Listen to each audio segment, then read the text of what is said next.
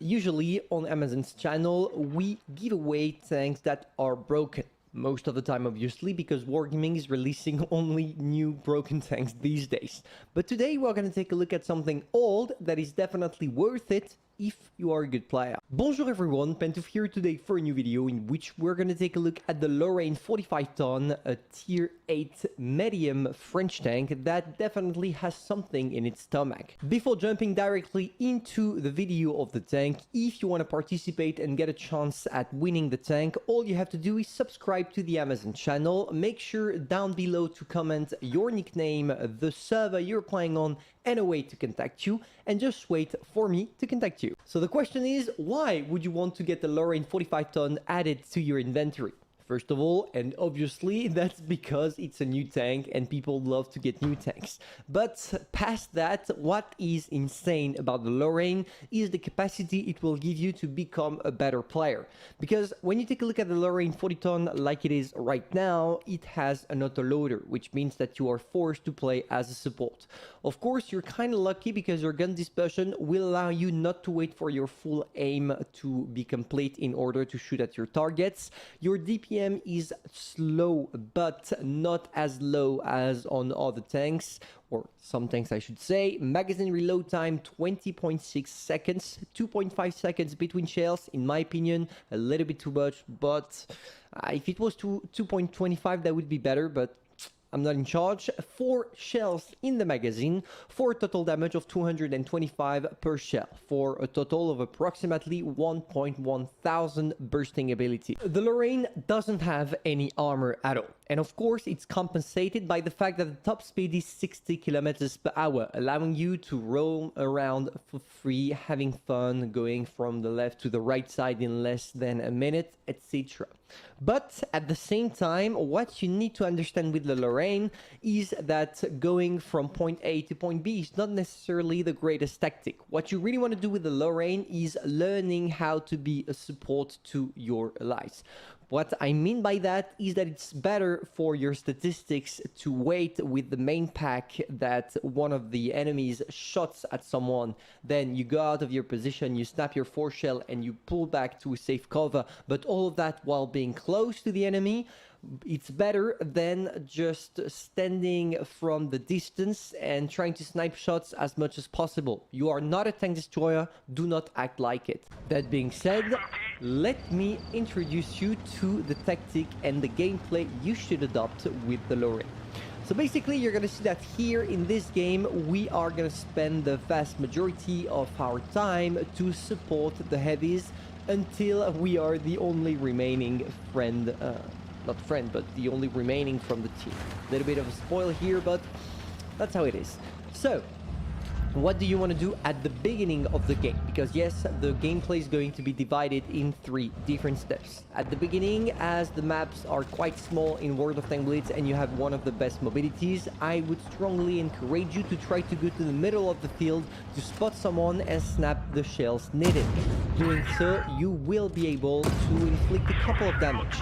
At the same time, you see that as soon as I saw the T-49 turning his back on me to try to shoot me, I decided, no, it's not worth it. I'm not gonna take the shot. I'm just gonna go back to a safe cover.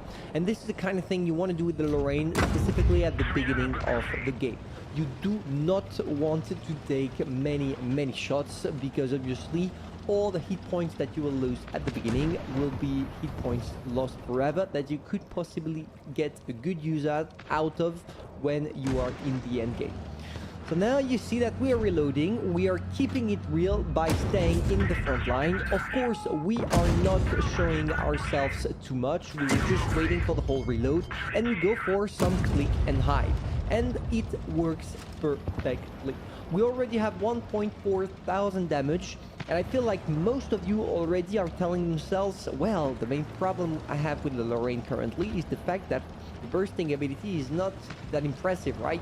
Because when you take a look at the 2 freaking auto-loading clip I managed to snap on my opponents, I only did 1.4 thousand.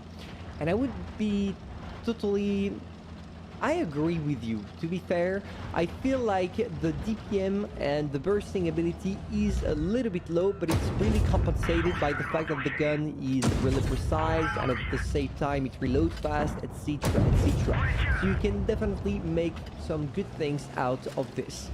Now you're gonna see we are gonna enter the third part of the gameplay. The first one being spotting while using your mobility to be able to burst one clip at the beginning of the game. The second one is holding the line with your lights to be able to snap the shells, do your damage. And now the third one is creating some holes in the enemy defense. How do you want to do that?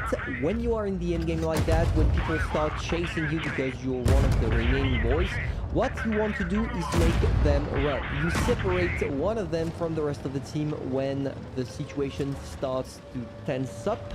And when you are done unleashing all your shells, you should be able to see just a dead body, a dead tank body, I don't know if that's really English, on the middle while you just go back to a safe cover or go back to the rest of your team. Doing so and using my mobility, it allowed me to burst all my shells on the Tiger P, circle while reloading, going back to him, killing it, and now the only thing we have to deal with is a KV5. He's probably gonna go for the smasher, so I'm not really stressed about the situation currently. I'm snapping my shells, and now I'm gonna go away. You do not want to brawl. I did not even try to circle the guy because I don't know, I felt like it was not needed and I had too much reload time remaining. So what we are gonna do now is we're not gonna bother. We're not gonna try to take it another position. I know that I have the high ground, and from there, thanks to my 4 shells actually reloaded, I'm able to snap some good shots. Unfortunately, here what happened is I had a lag spike, and unfortunately I took the shot of the KV5 that I shouldn't have taken. Not a problem, because luckily I managed to snap all my shells in, allowing me to get 4.2k damage, the victory, and obviously a great game with a good gameplay, showing you exactly what you are supposed to do with the Lorraine. Doing so, we are doing a couple of good credits. Credits earned nearly 170,000. And it's for the best, because obviously with such a thing, and it seems like, what is that? Blitz Cup? What? I didn't know, guys. I just learned that we have, oh yeah, because there is the Blitz Cup, but I didn't know that we had those crates. But anyway, we don't care about that. We're here to focus on the Lorraine, and all I can tell you about this tank is that it's definitely a worthy tank to get, because it's free, but also because it will help you being a better player. It's one of those few tanks with which you actually improve yourself when you are playing them, because of how tricky the playstyle can be sometimes. So if you feel like it, if you feel like you have the shoulders, you know what to do. Just comment down below what I said at the beginning of the video, and may the luckiest win the tank in order to be the beast on the battlefield. See ya.